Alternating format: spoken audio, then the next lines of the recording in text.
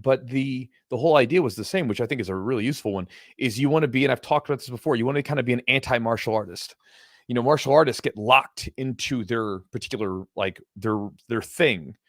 You know, they get locked into, I'm a karate fighter. I'm a jiu-jitsu practitioner.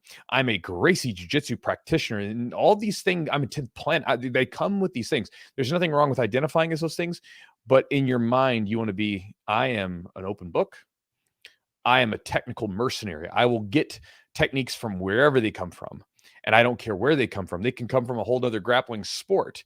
They can come from something else. If it works, let's bring it in and let's add it into the mix. And you want to keep that open mind, because it's one of those things where you see jiu-jitsu practitioners, they fall into these same traps that happen to the karate fighters and the taekwondo masters of the day back when MMA was getting started. And we were like, you guys need to keep an open mind about, you know, about this grappling stuff. You know, that was the whole thing. And then once we got into this, now we're like, keep an open mind about the different versions of grappling that could be potentially useful to us. But again, you have to be mindful of that dogmatic approach, because it'll happen to you, one, if you're in an environment that fosters it, but also two, sometimes we start to get good at something and we really fixate on that thing.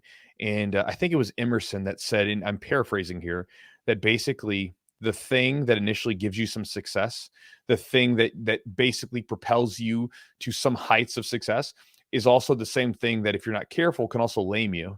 Because if you get so good at something, it almost becomes a crutch. You lean against it too much, and you're not able to try new things and do new things, because again, you're clinging to this area that you know well enough, and that has become your place, and if you want to think about it this way, has become your identity in a way, right? You've become attached to this thing so much that you can't let go of it. I mean, we can all relate to this on some level, where you get good at something, and then when someone says, hey, try this position that you're not as good with, and you have to basically bite the bullet and get smashed by people that you could potentially beat, but because you're playing in a weak area, you can't do it as much. And so, you know, just again, you just have to be mindful of that stuff, because it can be a sneaky devil, and it can sneak up on you.